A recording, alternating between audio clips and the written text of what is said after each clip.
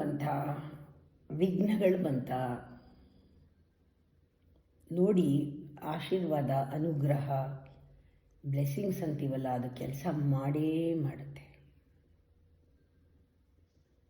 ಅದನ್ನು ಯಾವತ್ತೂ ಅದಕ್ಕೆ ಯೋಗ್ಯರಾಗಿರಬೇಕು. ನಾವು ಅದು ಸಂಪಾದಿಸ್ಕೊಳ್ಳೋಕ್ಕೆ ಎಲ್ಲ ರೀತಿ ನಾವು ಇನ್ವೆಸ್ಟ್ ಮಾಡಿರಬೇಕು. ಒಂದು ಮರದ ಹಾಗೆ ನಮಗೆ ಒಂದು ಶೆಲ್ಟ್ರ್ ಕೊಟ್ಬಿಡುತ್ತೆ, ಛಾವಣಿ ಥರ.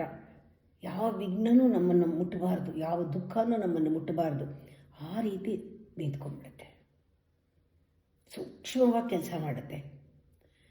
ನಾವು ಏನು ಇನ್ವೆಸ್ಟ್ ಮಾಡಬೇಕು, ಪ್ರತಿದಿನ ಬೆಳಗ್ಗೆ ರಾತ್ರಿ ಒಂದು 2 ನಿಮಿಷ ಅಥವಾ 5 ನಿಮಿಷ ಪ್ರಾರ್ಥನೆ ಮಾಡಿ ಒಂದು 10 ಜನಕ್ಕೆ ಹೃತ್ಪೂರ್ವಕವಾಗಿ ನೀವು ಆಶೀರ್ವಾದ ಕೊಡಿ. ಒಳ್ಳೆಯದಾಗಲಿ ಅಂತ ಬಯಸಿ, ಎಲ್ಲರಿಗೂ ಒಳ್ಳೆಯದಾಗಲಿ, ಎಲ್ಲರಿಗೂ ಆರೋಗ್ಯ ಸಿಗಲಿ, ಎಲ್ಲರೂ ಚೆನ್ನಾಗಿರಲಿ ಅಂತ ಬಯಸಿ ಸಾಕಿದು.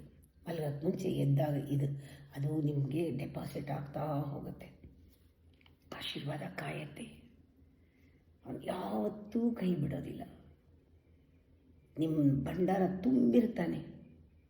ಓವರ್ಫ್ಲೋಯಿಂಗ್ with godliness and overflowing with your prosperity, success ಎಲ್ಲ. ಅದಕ್ಕೆಲ್ಲ ಅದಕ್ಕೆ ಪೂರಕವಾಗಿ ನಾವು ಆವಾಗ ಕೆಲಸ ಮಾಡ್ತಾನೇ ಇರಬೇಕು, ಕೊಡ್ತಾನೇ ಇರಬೇಕು. ಯಾಕೆಂದರೆ ಅವನು ಅಬಂಡೆಂಟ್ ಕೊಟ್ಟಿದ್ದಾನೆ. ಇನ್ಮೇಲೆ ನಾವು ಕೊಡು ಅನ್ನೋ ಮಾತೇ ಇಲ್ಲ. ಯಾವಾಗಲೂ ಕೊಡ್ತಾ ಇರಬೇಕು. ಕೈ ಹೀಗೆ ಅನ್ನಲೇಬಾರ್ದು ಕೊಡು ಅಂತ. ಆ ರೀತಿ ಮಾಡ್ತಾನೆ. ಅದು ಆಶೀರ್ವಾದದ ಶಕ್ತಿ.